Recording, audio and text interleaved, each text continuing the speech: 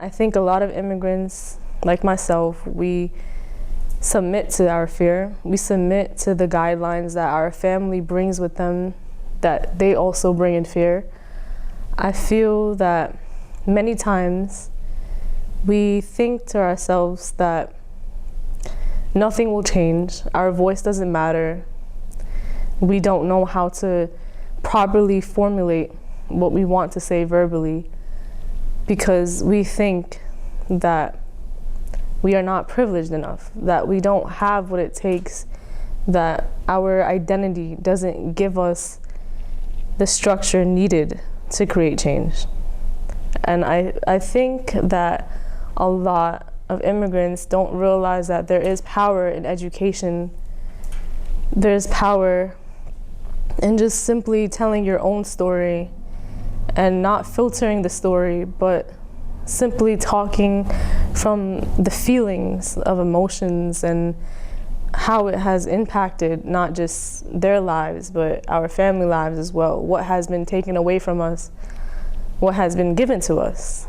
And I think that the resource is us. It's not just simply organizations and other legal services, but the resource is us. The resource is our story. There's a lot of mutual aid groups that sprung up during the pandemic that are like a thriving community resource today, and there's a lot of like community fridges. There's one on Steinway. There's also like an Astoria food pantry, and it's run by incredible volunteers who like want to give back to the community and support our community. And there's this idea of like we keep each other safe and we keep each other nourished, you know.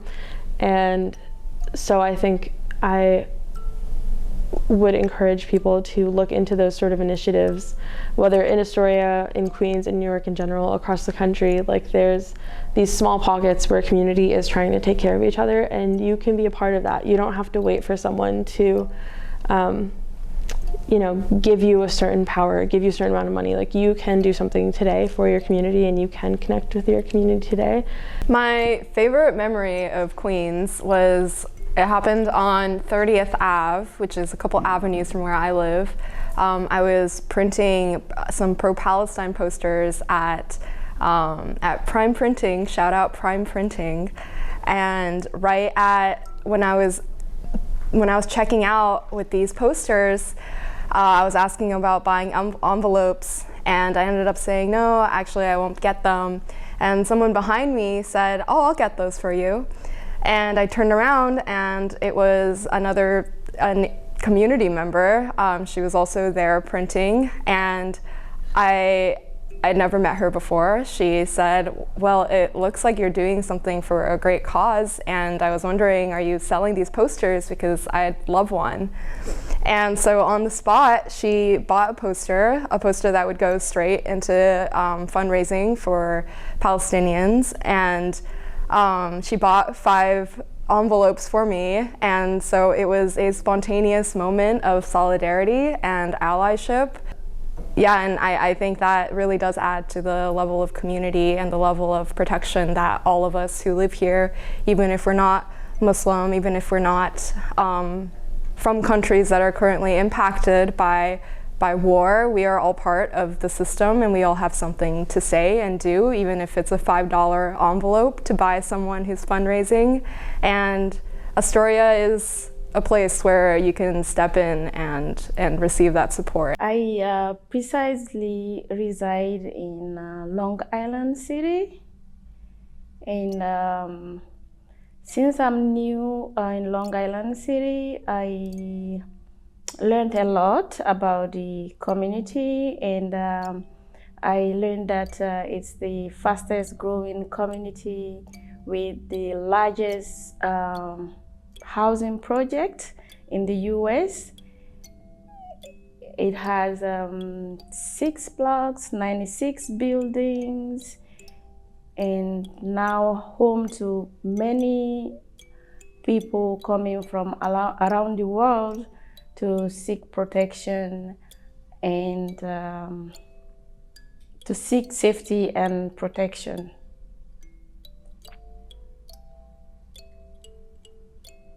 When I was growing up in Astoria, in public housing, Ravenswood houses to be exact, there were fewer people of color, namely African Americans, Asian people, and Puerto Rican people. There were not as many, although the neighborhood was integrated and the public housing project was integrated.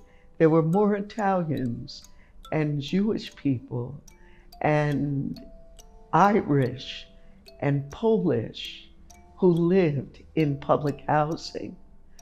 As time went on, between the 70s and 80s, many people moved out, in particular those white ethnic groups, they moved, and then more people of other ethnic immigrant groups came in. And I feel very lucky because I grew up really close to Steinway, which is a big Arab and Muslim community, and just like a big hub, especially during Ramadan and Eid.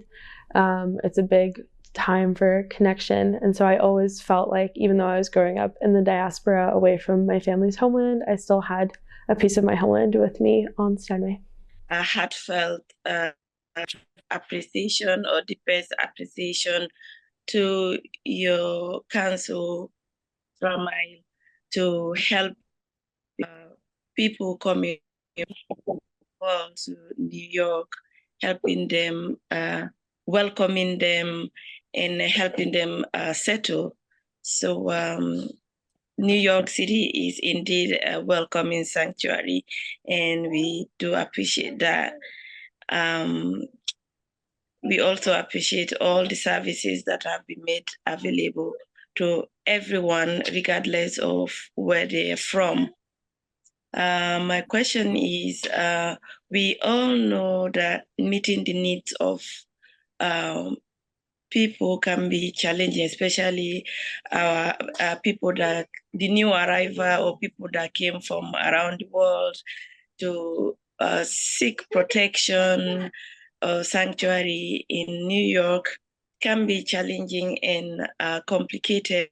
The council has with a 30 days eviction notice or policy. So my question is how the council is ensuring that these families are not left out in the streets to become homeless again after giving them hope, to having a shelter. So this is an executive policy that the mayor instituted that essentially displaces people from shelter every 30 and 60 days. Now, it is true that the city has opened up a good number of shelters. They say over 200 shelters have been opened up in addition to what currently exists in the last 2 years.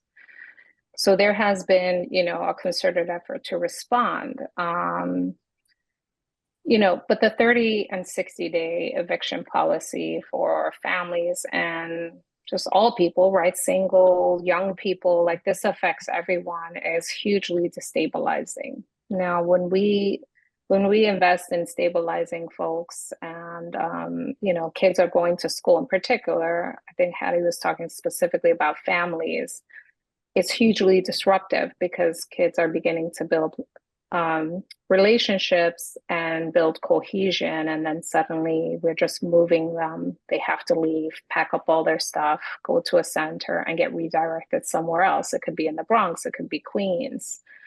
What happens to the children who are in schools?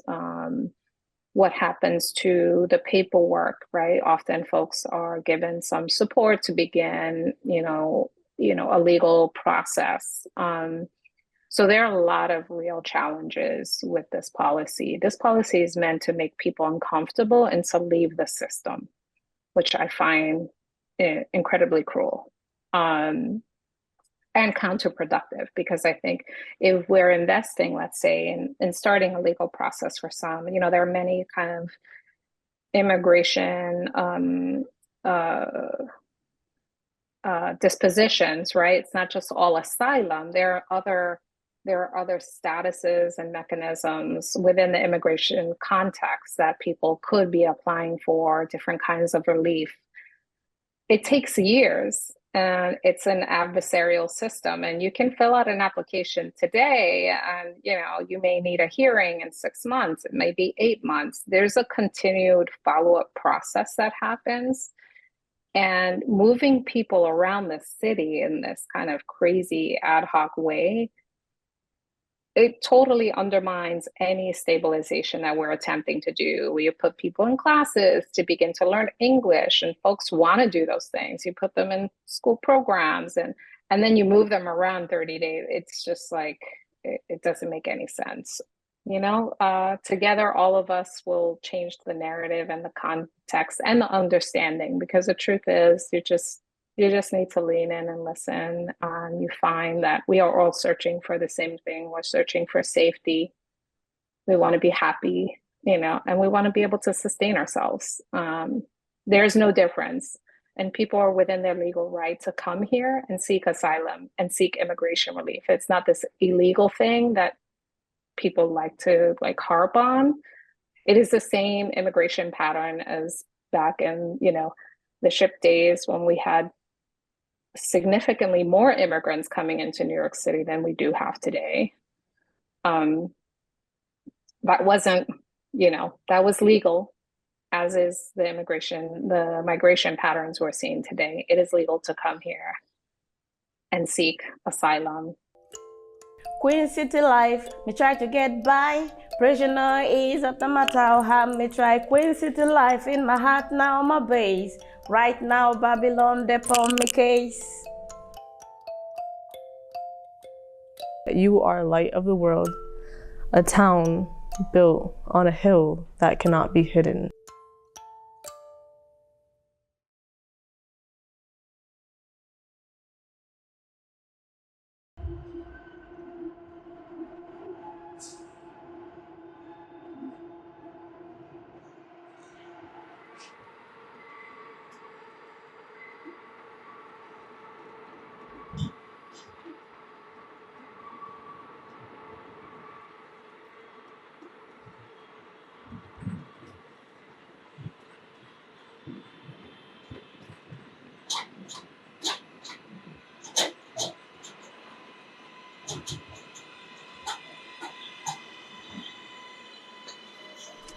Mi nombre es Alexis Campbell. Migré debido a circunstancias políticas en mi país. Me he dedicado por mucho tiempo a los medios de comunicación, el periodismo en Panamá. Mi nombre es Margarita Camas. El motivo de por qué migré. La migración en mi caso empieza en mi propio país. Yo vengo de una comunidad rural de Ecuador. A mis 14 años me voy a la capital de Quito.